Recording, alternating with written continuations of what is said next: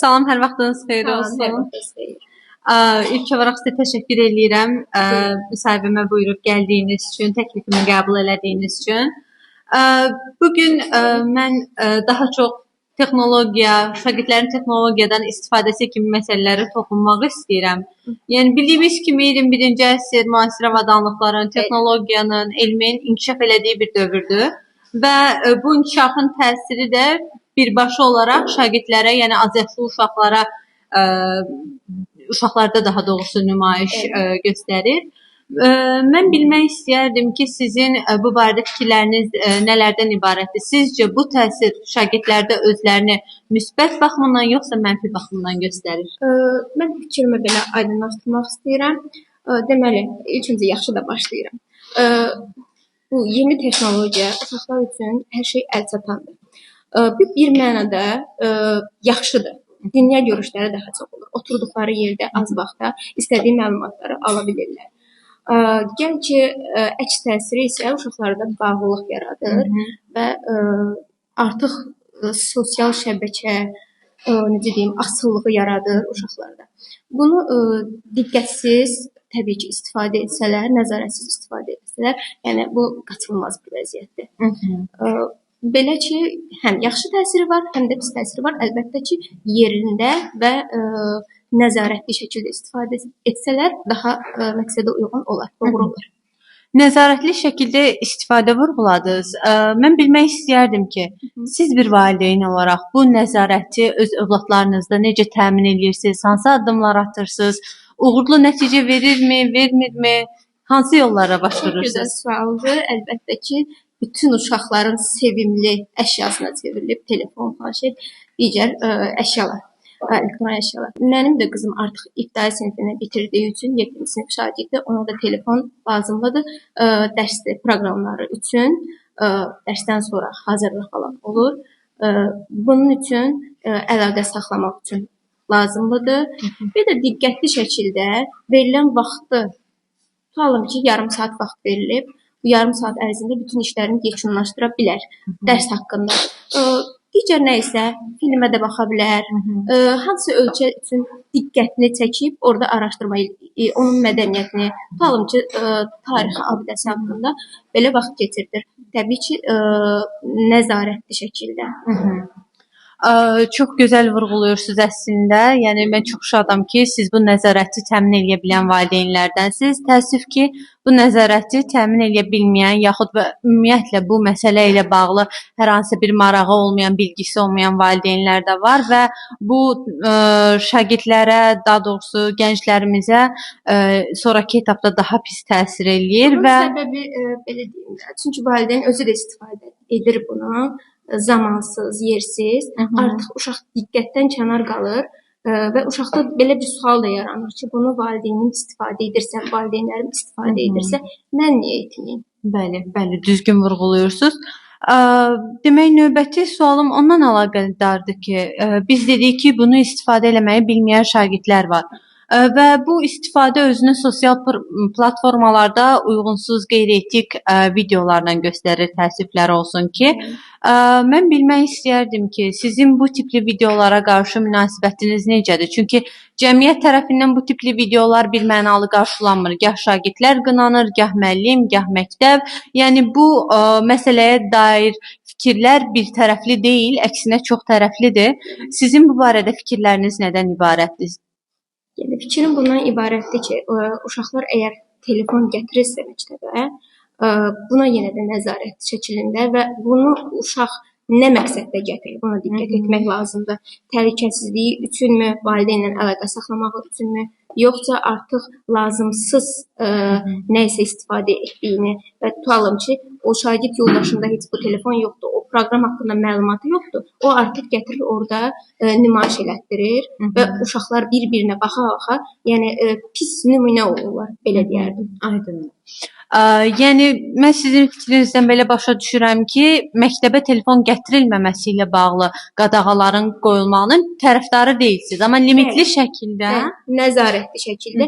Çünki bayaq qeyd etdiyim kimi uşağın təhlükəsi ilə bağlı tutalım ki, elə valideyn var, işləyir və uşağı özü gətirib apara bilmir.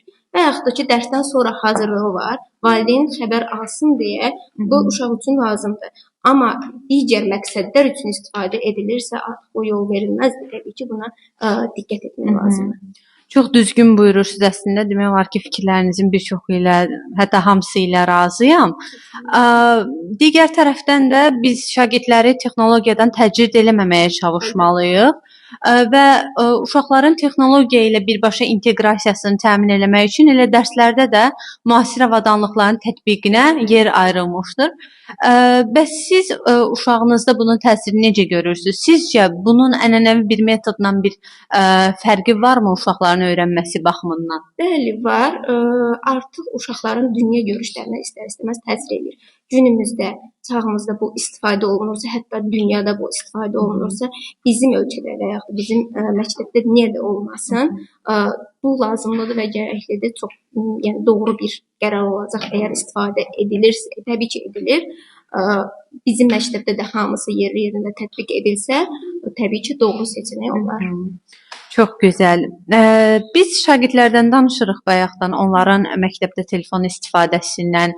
Amma digər tərəfdən də müəllimlər də telefondan istifadə edirlər, müəyyən əyləncəli məzmunlu yaxud maarifləndirici məzmunlu videolar çəkirlər və bunları sosial platformalarda paylaşırlar.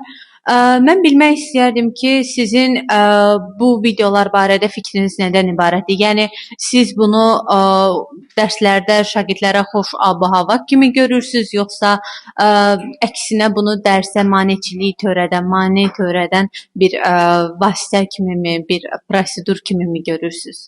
Belə deyərdim, əslində bu videoların sıxlığı ilə bağlıdır. Biri var mənalı şəkildə, uşaqlara əyləncəli şəkildə mövzunu təqdim edir müəllimə.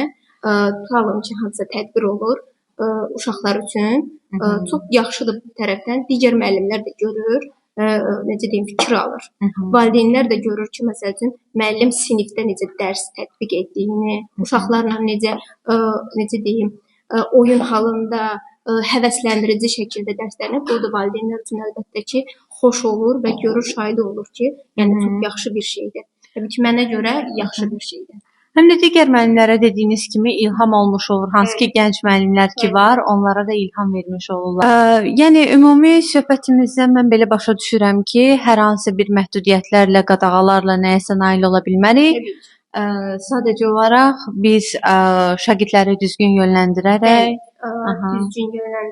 və diqqətli şəkildə uşaqları bilgiləyərək, əgər bunlardan istifadə edirlərsə, hansısa telefondan, planşetdən və yaxud da hansı proqramdan istifadə edirlərsə və özlərinə lazım olacaq proqramlardan istifadə etsələr, bu uşaqlar dediyim kimi sinif yoldaşlarından, qohumlarından görürlər bu tətbiqləri, bilmədən yüklülər, istifadə edirlər. Bu yəni qaçınılmazdır.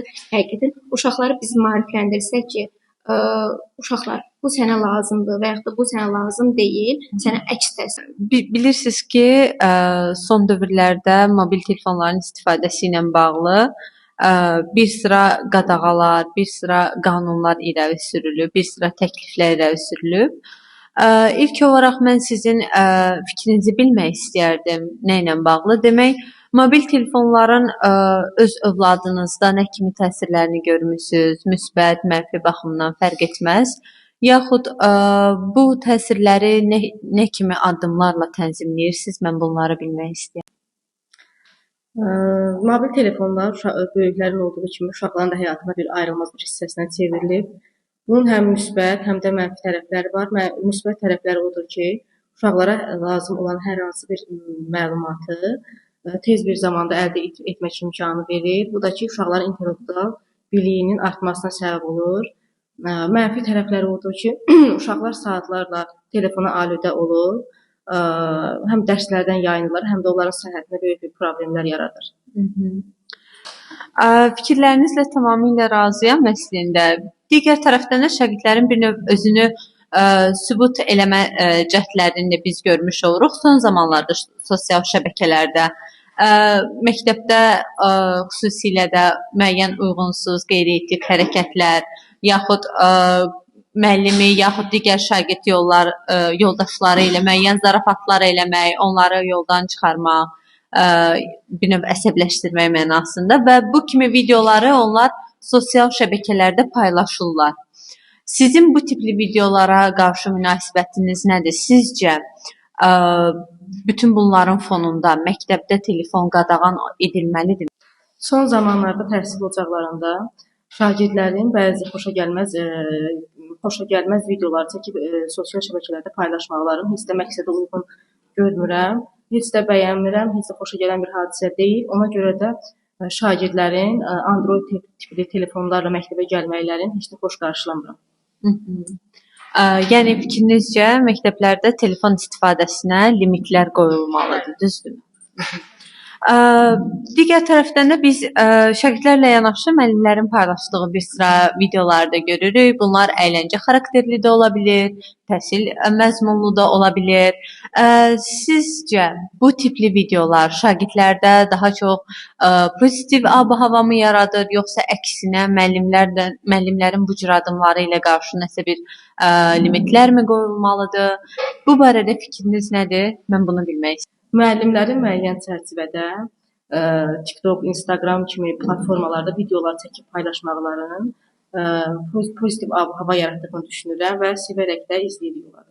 Aha, nə gözəl. Digər bir sualım isə dərslərdə texnoloji müasir avadanlıqların tətbiq olunması ilə bağlıdır. Bu tipli avadanlıqların dərsə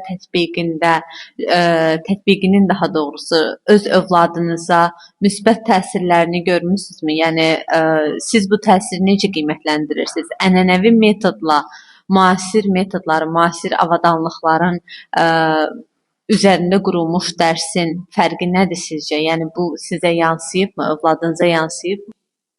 İndi yaşadığımız müasir dövrdə dərslərin texnoloji avadanlıqlarla keçirilməsini tələb edir və bunu da təqdirə layiq hesab edirəm. Təşəkkür edirəm dəyərli fikirləriniz üçün. Yəni sizi burada görmək, nümunəvi bir övlad yetişdirməyiniz bizim məktəb üçün, cəmiyyət üçün ən əsası bizim üçün çox dəyərlidir. Çox təşəkkür edirəm bir daha gəldiyiniz üçün, öz fikirlərinizi bizimlə bölüşdüyünüz üçün. Çox sağ olun, mənə də xoş oldu.